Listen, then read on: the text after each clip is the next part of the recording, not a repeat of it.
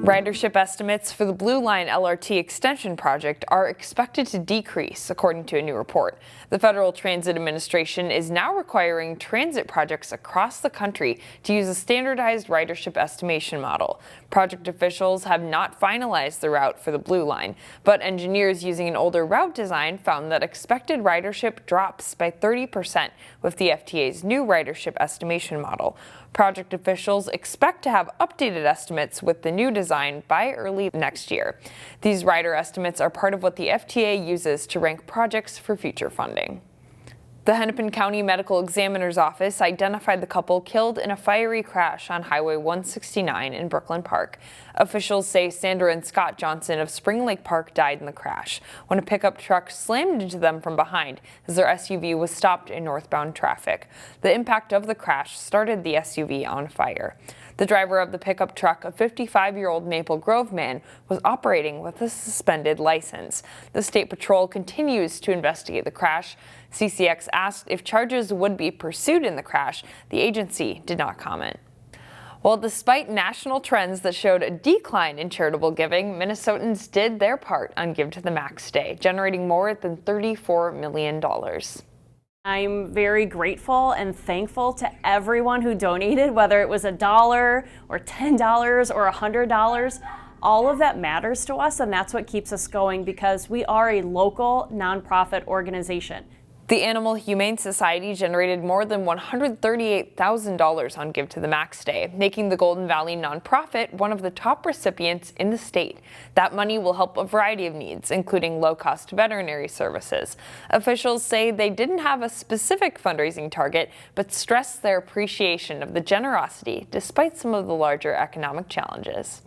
We realize that this has been a tough year for a lot of people with inflation and just kind of the economy and what's happening. So anytime anyone can give any amount, we're thrilled.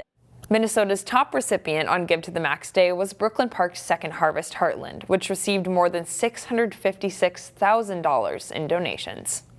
Well, plans are now finalized for a special election to fill a vacant city council seat in Robbinsdale. Former city council member Sheila Webb resigned in October. The city has scheduled 2 dates to fill her vacant seat. If 2 or fewer candidates file, the special election will be held May 14, 2024.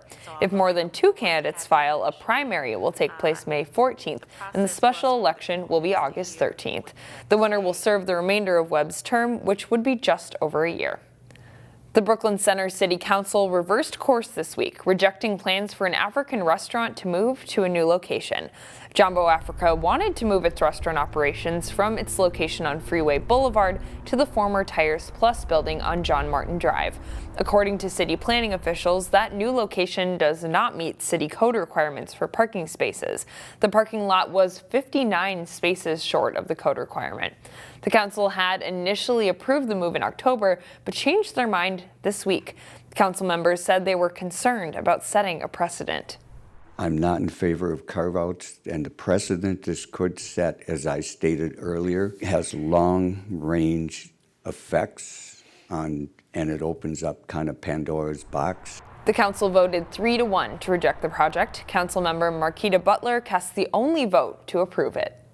The Plymouth Police Department swore in 3 new officers this week. Officers Nathan Olson, Megan Soltz, and Alina Daddario took the oath of office this week. Police Chief Eric Fadden says it's the first time since he's become chief that he's been able to swear in 3 new officers at once. Fadden also announced that 2 officers were being promoted to sergeant. Dave Anderson and Mitch Martinson are now Plymouth Police Sergeants. Anderson helped investigate the road rage murder of Jay Boughton on Highway 169 in July 2021. For 40 years, Stages Theater Company has created an artistic collaborative space for youth. This year's production is honoring where they started. In Weekend Showcase, here's a look at Beauty and the Beast Jr. Don't leave me! I love you! It's a classic. Belle! Look into my eyes. Come to life. I'm super excited. This is such an honor to play such a role, such a classic role that a lot of people have heard of. Stages Theater Company is known for combining art and advancement. But for this season, the company is returning to its roots. This is our 40th season. They specifically chose this show to honor the first show that we've done.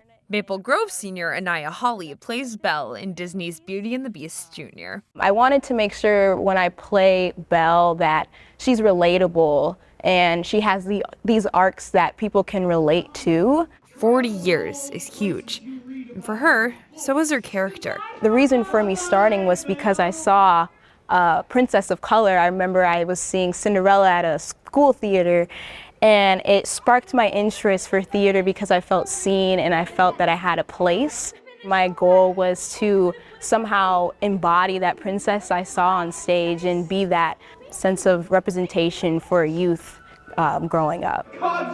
It's Hill Murray freshman George Welland's second show. Be our guest. But it's his first classic. He's playing Lumiere. I think that there's some pressure that it holds, especially with such a classic character. He hopes audiences are entranced by what the show has to offer, both visible and not. There's a bunch of candles, and my favorite part is that right there's the animated Lumiere from the original movie, which is super, super cool. Every day was the one before. And Holly wants the community to take it in and sing along. I hope that the audience feels the joy to want to sing with us. Possibly even the kids get up and dance with us. But super excited to be putting on this classic performance this season.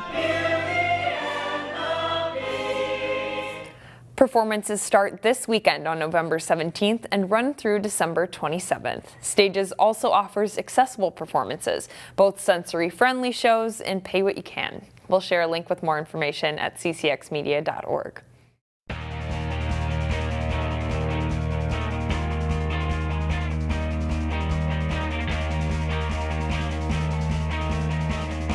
The Maple Grove girls hockey team fell just short of a trip to state last winter. They are off to a strong start early this season. Jay Wilcox has highlights from the Crimson home opener. The Maple Grove girls hockey team hosting Shakopee in a non-conference game Thursday. Maple Grove gets tons of chances in the first period, but goalie Brooke Frey is very sharp in net for the Sabres, and it stays scoreless through one. Early in the second, Bella Shipley threads the pass across to Kelsey Olson, and she buries it as the Crimson go up 1-0. That's the score after 2 periods. Frey keeps it that way for a long time, but Olson, with a great move on the rush here, adds another goal with just under 6 minutes to play to make it 3-0 Maple Grove. And Shipley tacks on one more as she goes straight up the slot to bury it. Maple Grove wins 3-0. They're now 2-0 to start the season. Jay Wilcox, CCX Sports. Hopkins St. Louis Park won 12 games a year ago in girls hockey and are off to a promising start early this season. They met up with a local team Thursday looking for its first win. The Royals skating for their third win of the season, facing the Stars in OPC's home opener. First period, the Royals' Avery Shaw passes to Hazel Schenkelberg, who puts it out front. Lucy Johnson tips it in. It's 1-0 less than 3 minutes into the game. The Stars get on the board about 6 minutes later.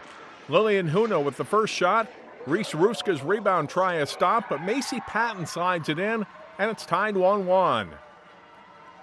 Second period, score tied at 2 now. Ruska gets loose. The save made, but the big rebound comes to Patton, who buries the shot.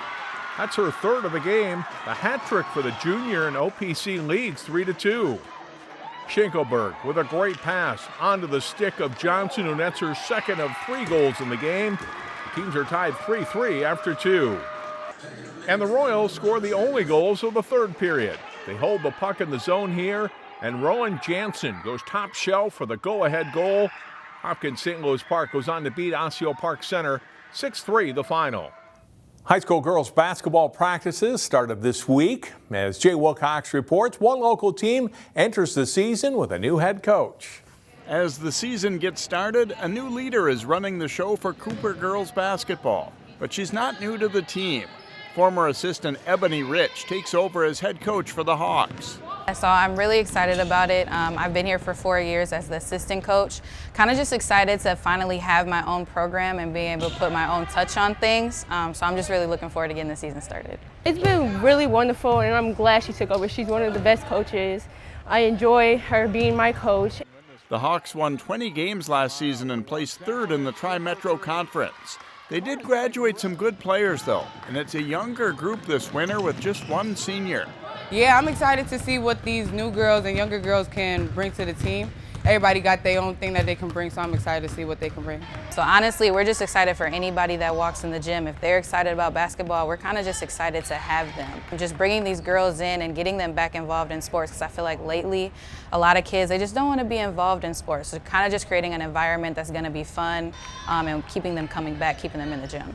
The lone senior is a good one. Soma Kamara averaged a team-high 15.5 points last season. The Hawks do have some young talent around her, too. The plan is to be hard to score against. I am a defensive coach, so I really like pressure. I like full court running. I like for you to push the pace. I like for you to play lockup defense, so you can look for all of that this year. Good goals to shoot for. I just want to see like how everybody learns how to play together, and like I want to see everybody like work together and everybody bring something new to the team. It might take some time to gel, but Cooper has a promising future. Jay Wilcox, CCX Sports. The Hawks are competing in a series of scrimmages at Hopkins Saturday. They open the season at Orono November 28th. That's all for sports. I'm John Jacobson.